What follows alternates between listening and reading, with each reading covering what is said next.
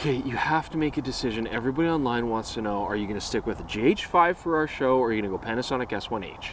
I don't know, like this G9 just got this really nice little firmware update, and I think I want to take a look. Okay, I'm just going to tweet to everybody that you're going to go Fuji X-H1 from now on. That's it. Done.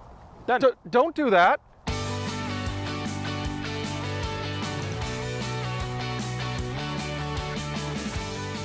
Welcome back to DPReview TV viewers. Chris Nichols here, and we've got another midweek short for you. Today we're going to be talking about firmware.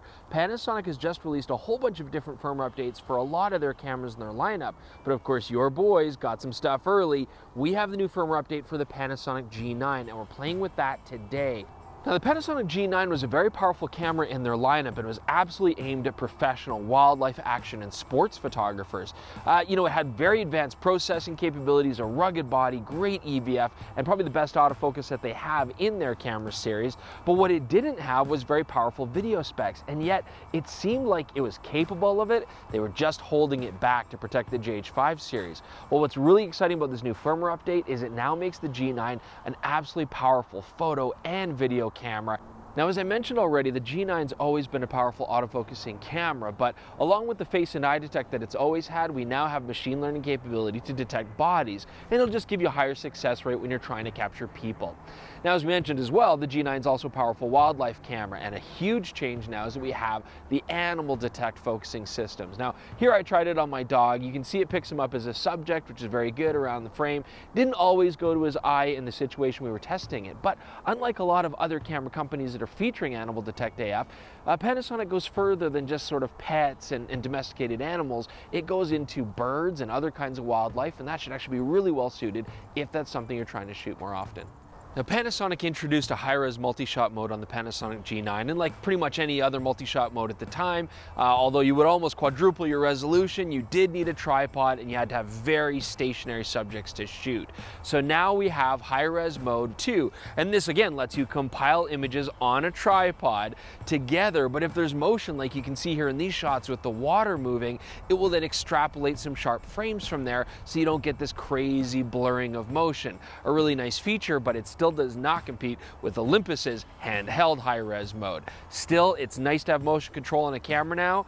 I'm talking to you, Sony. Oh, thank God that guy's gone, so we can talk about the video features. The most important part of the G9 updates, this is now a 10-bit camera, internally up to 30 frames per second. You get that at 150 megabits per second, but 10-bit, 422, same profile that we generally use when we're shooting our show on the GH5.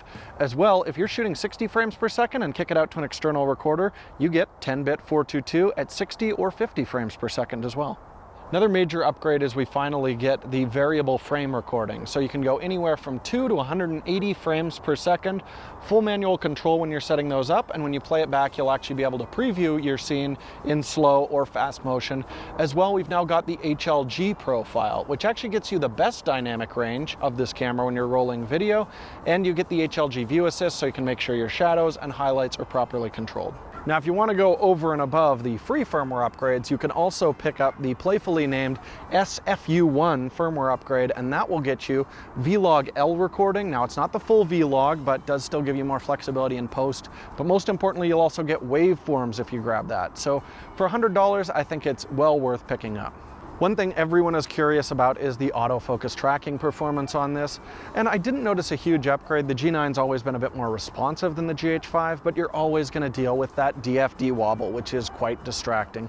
If you're looking for something with very good continuous autofocus, I would look at the competition, an A6600 or an EM12 from Olympus. Those are going to be better continuous autofocusing cameras. So with this new firmware update, let's get to the clickbait title of this video. Is there any reason for you to still look at a GH5? And there are a few of them. I really like having shutter angle when I'm setting my exposure, but most importantly for me, with the GH5 we have support for the XLR1 adapter to plug XLR mics in. That is incompatible with the G9. Now there's a bunch of smaller things as well. No anamorphic support on this, no synchro scan. As well, the GH5 has no record limit in any mode, but with the G9 you've got a half-hour record limit. The GH5 can also record, it's all-eye 400 megabit per second, which doesn't give you dramatically better quality, but it is much easier on your editing system, even if the files are a lot bigger. But most of those are very advanced features I would say very few people are actually using.